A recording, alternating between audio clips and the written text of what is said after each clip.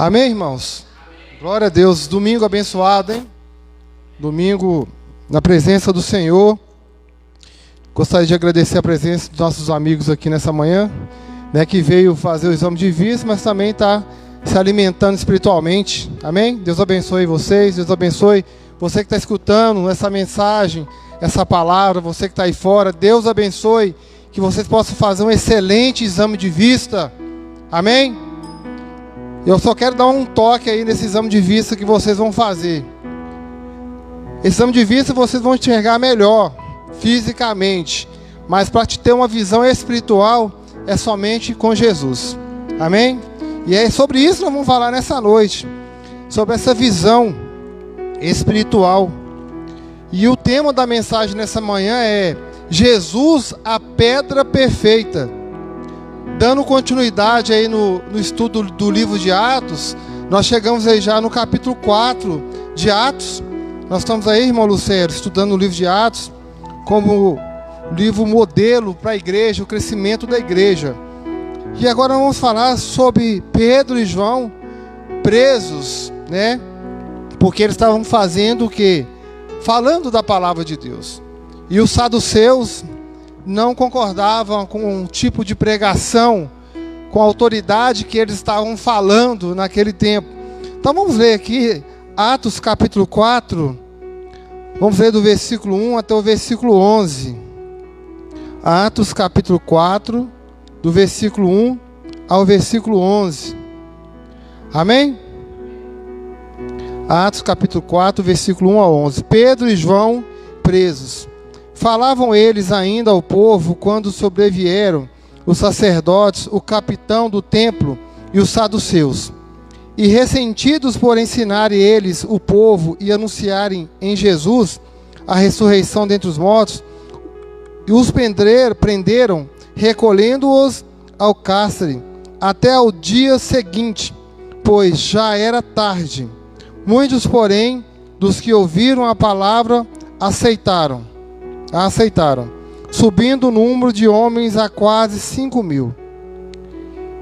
No dia seguinte, reuniram-se em Jerusalém as autoridades, os anciãos e os escribas, com o sumo sacerdote Anás, Caifás, João, Alexandre e todos os que eram da linhagem do sumo sacerdote.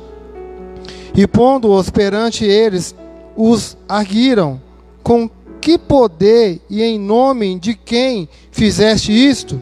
Então Pedro, cheio do Espírito Santo, lhe disse: autoridades do povo, anciãos, visto que hoje somos interrogados a propósito do benefício feito a um homem enfermo e do modo por que foi curado, tomai conhecimento, vós todos e todo o povo de Israel, e de que em nome de Jesus Cristo Nazareno, a quem vós crucificades e a quem Deus ressuscitou dentre os mortos, sim, em seu nome é que este está curado perante vós.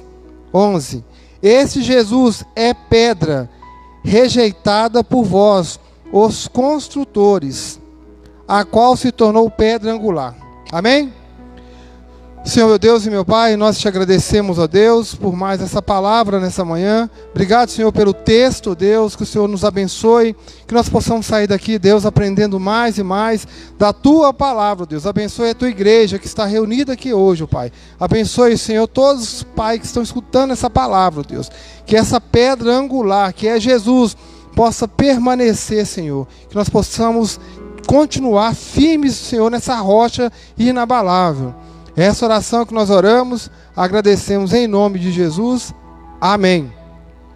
Irmãos, nós estamos estudando o livro de Atos e nós estamos agora no capítulo 4. E nós estamos ainda continuando a falar sobre os feitos que Pedro e João realizou na vida do paralítico, do coxo, na porta do templo Formosa. E isso está dando um pano para a manga aqui, porque além dos judeus não entenderem, acharem lá dentro do templo ainda, acharem que era Pedro e João que curou aquele coxo, agora eles estão diante do sinédrio. Eles foram presos, porque os saduceus naquele tempo eram uma seita que não aceitava, eles não acreditavam no Antigo Testamento, com exceção do Pentateuco. Para eles, a Bíblia toda se resume só no Pentateuco. E o que é o Pentateuco? É os 5 primeiros livros do Antigo Testamento: Gênesis, Êxodo, Levítico, Número e Deuteronômio. Para eles, o que vale essa palavra, essa Bíblia Sagrada, para eles só resume no Pentateuco, só nos 5 livros de Moisés. E também, e o pior de tudo, eles não aceitavam a ressurreição de Jesus. Então eles também, diante de Pedro e João, eles anunciando a salvação, anunciando um Jesus ressurreto, eles também não iam aceitar a palavra de João e Pedro. Então eles armaram contra eles para o prenderem. No versículo 2 aqui, do capítulo 4, diz: ressentidos por ensinarem eles o povo e anunciarem em Jesus a ressurreição dentre os mortos. 3. Os prenderam, recolhendo-os ao cárcere até o dia seguinte, pois já era tarde. Irmãos, eles prenderam Pedro e João na tentativa de silenciar a verdade de Deus, com a tentativa de silenciar, calar o testemunho acerca de Jesus. E talvez hoje as pessoas também podem tentar te silenciar, tentar te calar acerca da verdade, acerca de Jesus, trazendo outras palavras que não tem dentro da Bíblia, tentando te enganar, te delubriar, para que você possa desistir do Evangelho. Isso já começou aqui, né, no Novo Testamento. E olha, meus irmãos, que Pedro e João não se intimidaram. Porque nós vamos ler um texto, um versículo aqui, mas que nós já falamos lá no capítulo 2, no versículo 4. Eles estavam cheios do Espírito Santo. Amém? Cheios é estar possuídos do Espírito Santo, vivendo o Espírito Santo. E eles estavam ali falando assim, porque eles eram guiados pela palavra de Deus. O Espírito Santo estava conduzindo.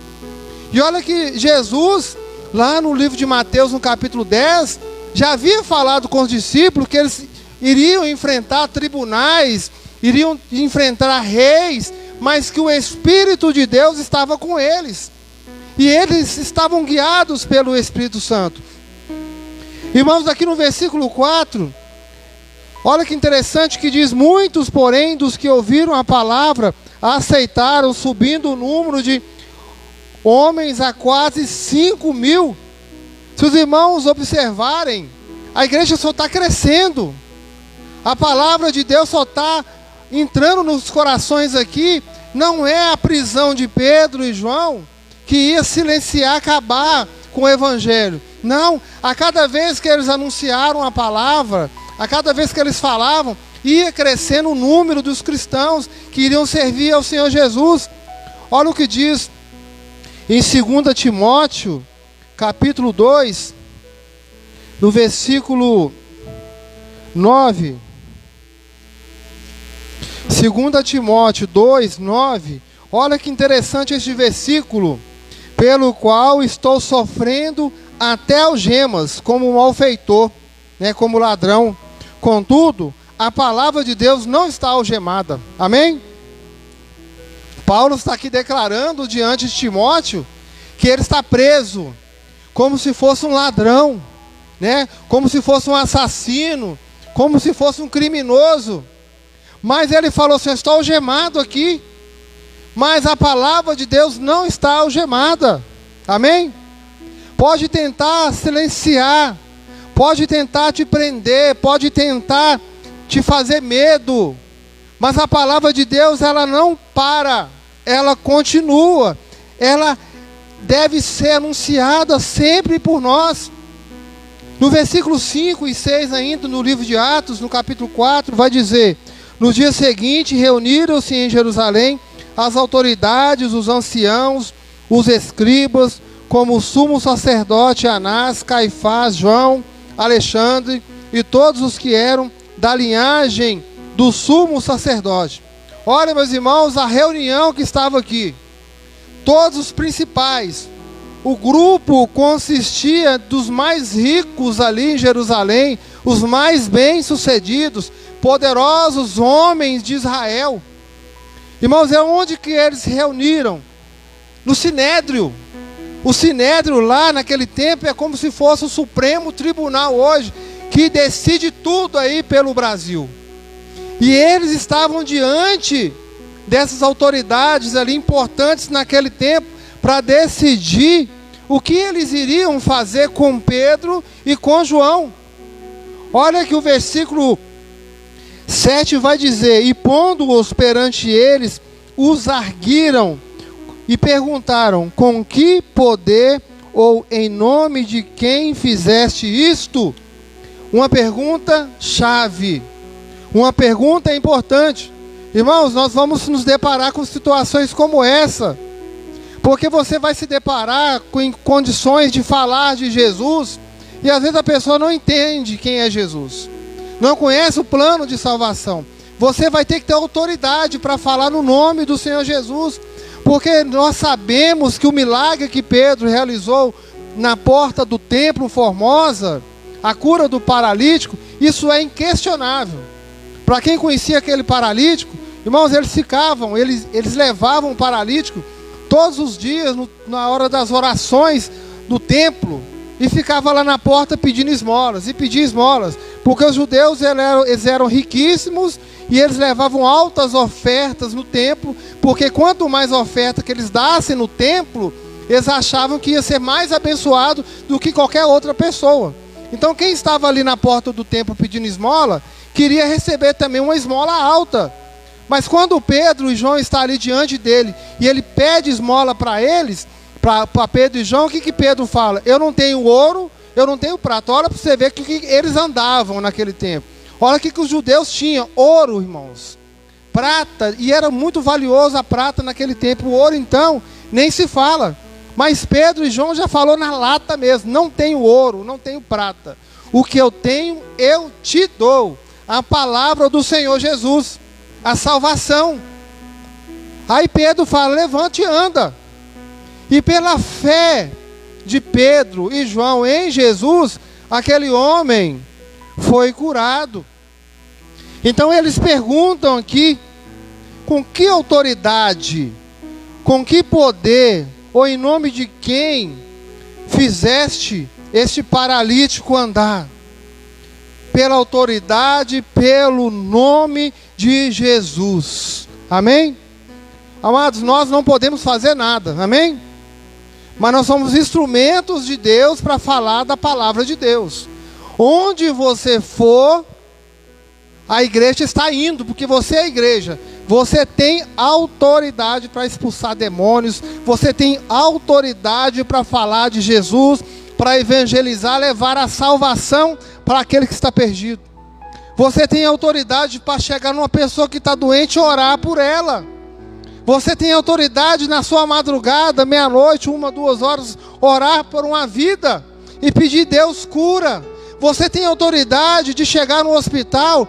Às vezes você não vai conseguir entrar dentro do hospital, porque talvez você não é um capelão, não tem uma carteirinha de capelão, mas você tem autoridade de chegar para aquelas pessoas que estão sentadas ali, ó, esperando atendimento, e Jesus te ama, Jesus tem o melhor para a sua vida, Jesus te cura.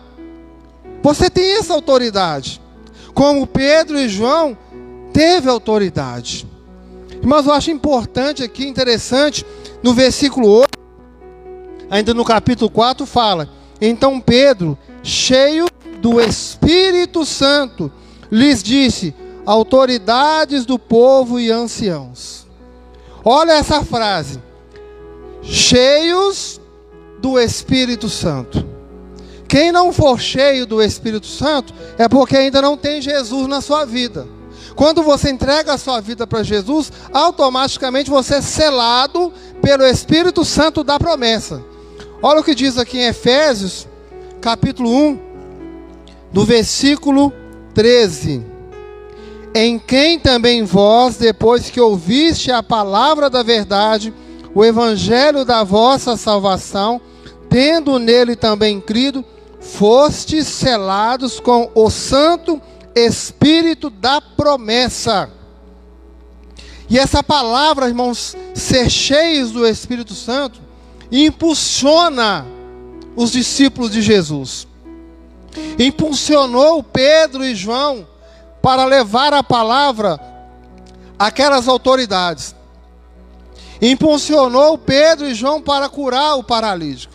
E quando nós falamos cheios do Espírito Santo, não é a primeira vez. Lá em Atos 2, 4, o versículo fala que todos se encheram do Espírito Santo quando veio o derramamento do próprio Espírito Santo.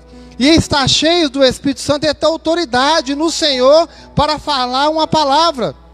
Lá em Atos 4, lá no versículo 31, vai dizer o quê? Tendo eles orado, tremeu o lugar onde estavam reunidos, e todos ficaram cheios do Espírito Santo, com intrepidez, anunciavam a palavra de Deus.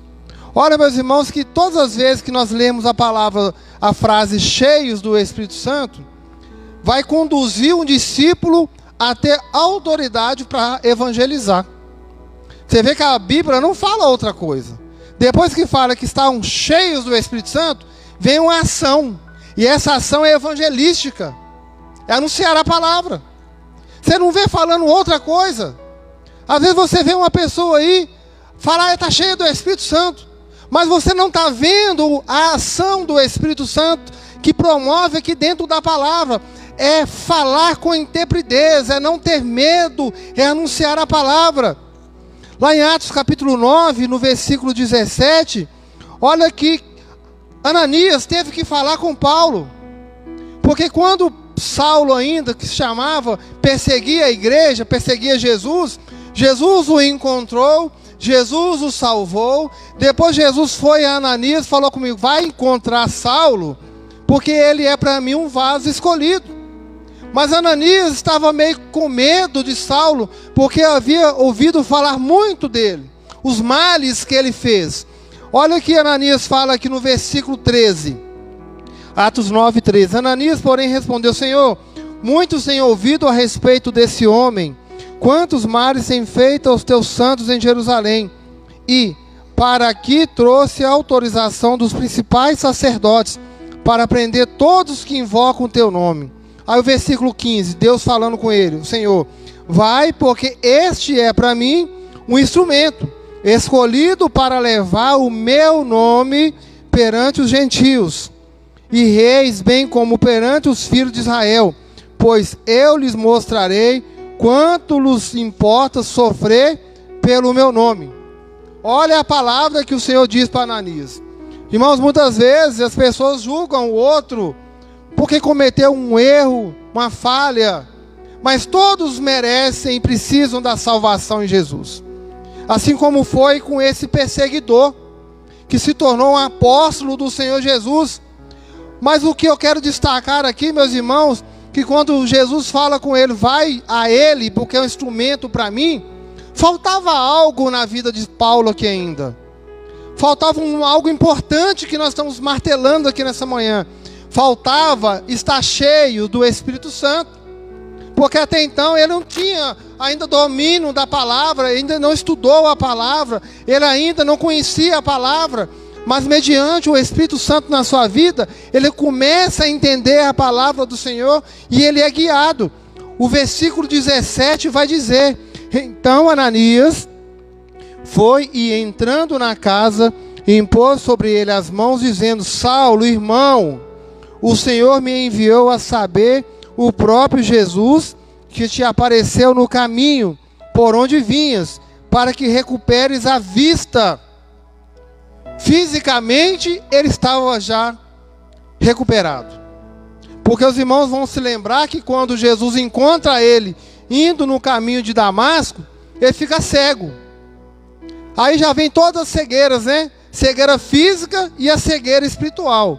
Ele não consegue mais enxergar as pessoas, ele não consegue mais enxergar o armamento, né, que ele usava, ou a espada, ele não consegue enxergar ali os seus companheiros de perseguições, e muito menos enxergar os profetas, né, os discípulos de Jesus.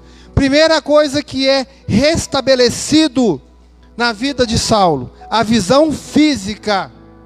Igual os irmãos que estão aqui, amigos, para fazer o exame de vista. Estão aí para melhorar a sua visão física. Mas Deus tem mais ainda para cada um de nós.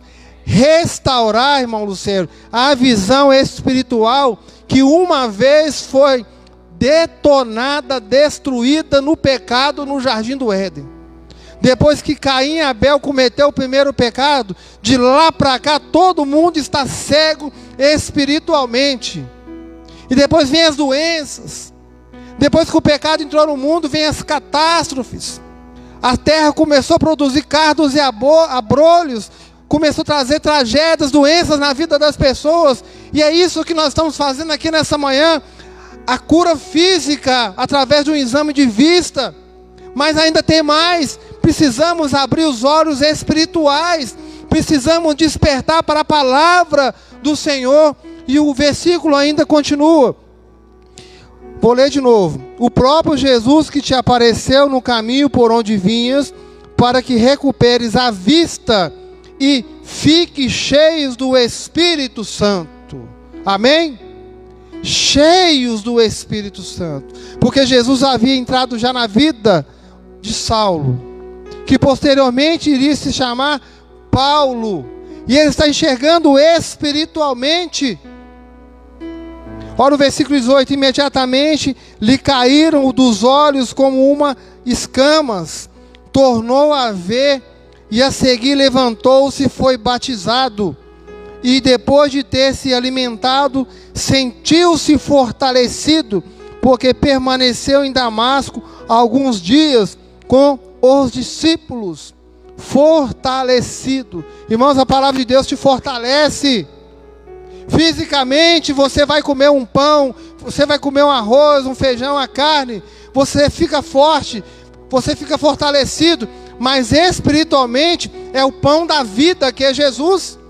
É o único que você vai ter força espiritual, se alimentar. O próprio Jesus disse: eu sou o pão da vida.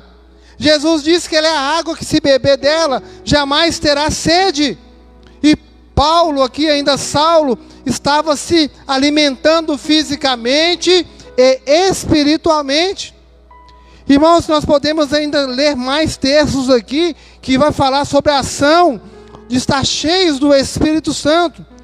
Mais um versículo aqui no capítulo 13 de Atos, no versículo 9, 13, versículo 9, vai dizer: todavia, Saulo, também chamado Paulo, cheio do Espírito Santo, fixando nele os olhos, e disse: ó filho do diabo, cheio de todo engano e de toda malícia, inimigo de toda justiça, não cessarás de perverter os retos caminhos do Senhor? Olha quem está falando. Paulo, que está cheio do Espírito Santo. E olha que toda vez que nós lemos essa frase, cheios do Espírito Santo, significa que ele tem autoridade. Ele está preparado para anunciar a palavra do Senhor. Porque antes ele não tinha o Espírito Santo na sua vida. Antes ele era um perseguidor, ele era o inimigo do Senhor, atrapalhava a obra do Senhor crescer. Então eu quero abrir aqui um parênteses para cada um de nós nessa manhã. O Senhor precisa de você na obra. Amém? O Senhor precisa que você trabalhe para o Senhor Jesus. E para isso, estar cheios do Espírito Santo significa que você precisa ter um encontro com Jesus. Eu digo para você que está assistindo o culto aí também, pela rede social, pelo YouTube, pelo Instagram, pelo Facebook, seja cheio do Espírito Santo. Entra no processo da salvação. Jesus vai falar em João 14:6: eu sou o caminho, a verdade e a vida, e ninguém vem ao Pai a não ser por mim. E é através de Jesus que você vai ser salvo. E para finalizar, meus irmãos, ainda no capítulo 4, o versículo 11 vai dizer: este Jesus é pedra rejeitada por vós, os construtores, a qual se tornou a pedra angular. Irmãos, o povo, os saduceus, os judeus, interrogaram Pedro e João. E eles não mexeram com qualquer pessoa. Eles estavam cheios do Espírito Santo. A palavra de Deus já estava no seu coração, estava na ponta da sua língua. E eles deixaram muito claro: vocês querem saber então com que autoridade que nós curamos o coxo? Eu vou dizer para vocês, é a pedra. Jesus é a pedra rejeitada por vocês, é a pedra angular, é a pedra perfeita, é a pedra que vocês, judeus, vocês, saduceus, como construtores, não colocaram ela na esquina para sustentar. É através dessa pedra, através de Jesus que nós curamos. Não foi nós. Nós somos usados pela palavra dessa pedra angular rejeitada por todos vocês. Irmãos, ainda no livro de 1 Pedro, né? O apóstolo também fala sobre essa pedra. 1 Pedro capítulo 2, do versículo 6 a 8. Pois isso está na Escritura: eis que ponho em Sião uma pedra angular, eleita e preciosa, e quem nela crê não será de modo algum envergonhado. Para vós outros, portanto, o que credes é a preciosidade, mas para os descrentes, a pedra que os construtores rejeitaram, essa veio ser a principal pedra angular, pedra de tropeço e rocha de ofensa.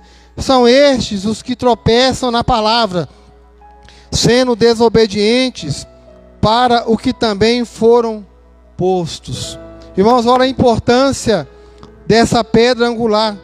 Você pode chamar Jesus de pedra angular, como está aqui na palavra. Você pode chamar Jesus de pedra principal. Você pode chamar Jesus de pedra de esquina. Você pode chamar Jesus de pedra de sustentação. Você pode chamar Jesus de pedra que estabiliza. É a forma que você chamar Jesus, Ele vai ser na sua vida. Ó Senhor Jesus, eu preciso que você sustente a minha família. Eu preciso que você sustente a minha casa. Você pode chamar Jesus de pedra de esquina. Senhor, sustenta as colunas da minha casa, que eu não aguento mais.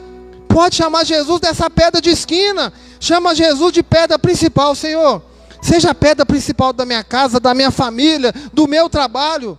Chama Jesus, que Ele vai te sustentar. Amém? Clama ao nome de Jesus, que Ele será o seu auxiliador. Jesus disse: eis que estou convosco todos os dias. É a pedra da esquina, irmãos. É a pedra angular, é a pedra de sustentação, é a pedra que estabiliza a sua vida. Está com você todos os dias, mas você precisa tomar uma decisão. Talvez você já tomou essa decisão, talvez você já entregou para Jesus, talvez você já é uma nova criatura, mas Jesus não está mais sustentando a sua casa. Mas Jesus não é mais a sustentação, a pedra de esquina, a pedra principal. Hoje é tempo de você ter essa pedra novamente. Faça uma renovação, um renovo. Volte para os caminhos do Senhor. Tome uma decisão e coloque Jesus como uma pedra principal da sua vida. Amém?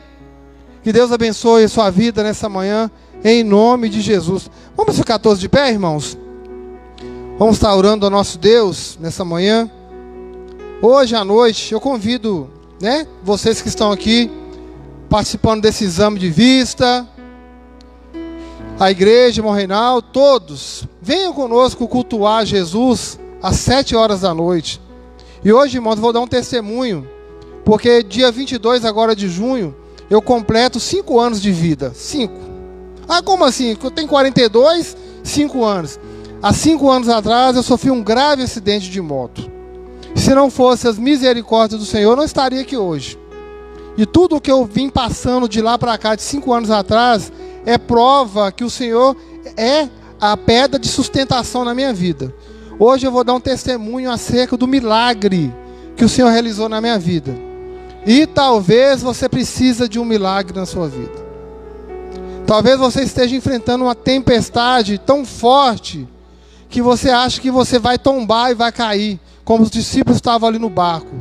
E nós vamos falar sobre tempestade. E quando vêm as tempestades? Você está preparado quando vier as tempestades na sua vida? Então, hoje à noite, eu convido você a estar aqui para aprender mais a palavra e saber como lidar com as tempestades da vida, porque elas vão vir. Não sei como, que horas que vai aparecer, mas quando ela vier, o que você vai fazer? Hoje é 19 horas. Amém? Senhor, meu Deus e meu Pai, nós colocamos aqui a igreja, Senhor, os irmãos, amigos, ó Pai, que estão assistindo o culto, ouvindo essa palavra. Deus, o Senhor, através de Jesus, nos deu essa pedra fundamental, essa pedra principal, essa pedra de sustentação, ó Pai. Abençoe, o Senhor, todo o povo do Senhor, ó Pai. Pai, abençoe cada um que está aqui nessa manhã, ó Pai, que estão lá embaixo, os profissionais aí da ótica, o Senhor, fazendo esse exame de vista, Senhor. Pai, continue guardando esse pessoal, Pai. É abençoado, Senhor. Eles são assim dedicados, Senhor, querendo ajudar mesmo, Deus, as pessoas que precisam de ajuda, Pai. Enxergar fisicamente melhor, Deus. Porque a visão espiritual, ela vem do Senhor através de Jesus. Pai, toma, Senhor, o teu lugar de honra, Pai, em cada coração, Deus. Essa oração que nós oramos, agradecemos em nome de Jesus. Amém. Irmãos, essa equipe que está aqui embaixo fazendo exame de vista, eu tenho que tirar o chapéu para eles. Semana eu fiquei vindo aqui na igreja, andando no bairro normal, a gente anda no bairro. A gente viu os panfletinhos do exame de vista pregado nas portas das casas.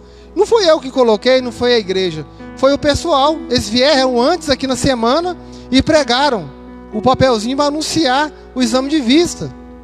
E outra coisa, os alimentos que vocês estão doando aí, né, 1 quilo de alimento para o exame. Olha para os irmãos verem. Eles vão doar para a igreja a metade. Isso é bênção, para a gente poder abençoar as pessoas aí no bairro. Então, irmãos, quando vocês estiverem em casa orando, lembre dessa equipe aí, a equipe do exame de vista. Ore por eles, porque eles estão aqui hoje. Domingo que vem eles vão estar em outro lugar. E se for da vontade de Deus, esse ano ainda, nós vamos fazer um outro exame de vista aí. Amém? Que a graça do nosso Senhor Jesus Cristo, o amor de Deus Pai, a consolação do Espírito Santo, esteja com todos os irmãos, e que toda a igreja diga, amém. Aplauda Jesus, vai em paz, em nome de Jesus, amém?